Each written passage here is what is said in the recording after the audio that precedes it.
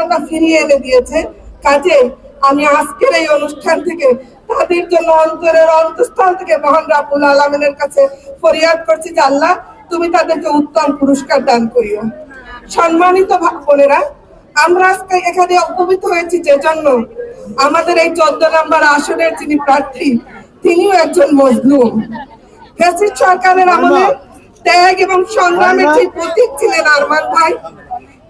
আরমান ভাই 8টা বছর অন্ধকার কবরে বসবাস করে ত্যাগ এবং আদর্শের যে নমুনা পেশ করেছেন, তাতে ব্যারিস্টার আরমান ভাই 14 নম্বর আসনের জনগণের কাছে অত্যন্ত শ্রদ্ধাভাজন, প্রিয় এবং ভালোবাসার একটা মানুষ। কাজে আগামী 12 তারিখ আমাদের জাতীয় নির্বাচন অনুষ্ঠিত হতে যাচ্ছে। আমরা এখানে এসেছি কারণ আরমান ভাই ঘোষণা দিয়েছেন যে আমি 8টা বছর কবরে ছিলাম, জীবন্ত কবরে, সেখান থেকে ফিরে এসেছি। মহান রাব্বুল আলামিন আপনাদের দায়িত্ব নেওয়ার দায়িত্ব আমার উপরে দিয়েছেন। আমি ইনশাআল্লাহ এদেশের আর কোন নারীকে বিধবা হতে দেখতে চাই না, আর কেউ ঘুমের শিকার হচ্ছে সেটা দেখতে চাই না। আমি এই বিচার বহির্ভূত যে সংস্কার আছে আমাদের দেশে সেটাকে রহিত করব।